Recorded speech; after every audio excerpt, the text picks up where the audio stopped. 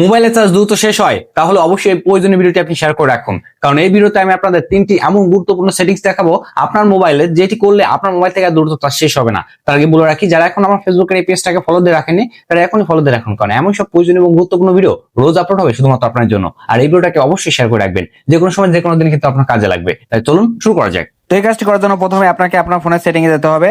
Setting এ যাওয়ার পর একটু নিচের দিকে যাবেন। নিচের দিকে আসার পর দেখুন এখানে লেখা আছে ব্যাটারি। এই ব্যাটারিতে আপনাকে ক্লিক করতে হবে। আমি ক্লিক করছি। আমি যেভাবে কাজগুলো দেখাচ্ছি সেভাবে আপনারা কাজগুলো করবেন। আরেকটা কথা বলে রাখা ভালো, সেম সেটিং যদি আপনার ফোনে না খুঁজে পান তাহলে অবশ্যই আপনার মোবাইলের নামটি আপনি কমেন্ট করে জানাবেন, আমি কিন্তু আপনাদের সেটিং গুলো দেখিয়ে দেবো। দেন আপনাকে এমন একটি পেজ শো করবে। তো প্রথমে দেখুন এখানে দেওয়া আছে পাওয়ার সেভিং। এখানে আপনি পাওয়ার সেভিংটা অন করে দিবেন। দেখুন এখানে পাওয়ার সেভিংটা অন করার সাথে সাথে আপনার ব্যাটারি যে আপনার ডেটটা সেটা কিন্তু বেড়ে গেছে। এখানে যদি আমি অফ করি, দেখুন এখানে একদিন চলবে, আর যদি আমি অফ মানে অন করি এটা, তাহলে কিন্তু এটা 2 দিন চলবে আপনার ব্যাটারিটা।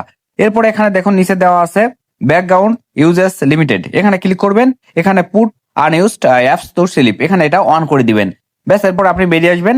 এরপর যেটা আছে সেটা হচ্ছে আপনার ব্যাটারি প্রোটেকশন। এই ব্যাটারি প্রোটেকশনটাও আপনি অন করে দিবেন। ব্যাস, আপনার কাজ কিন্তু শেষ।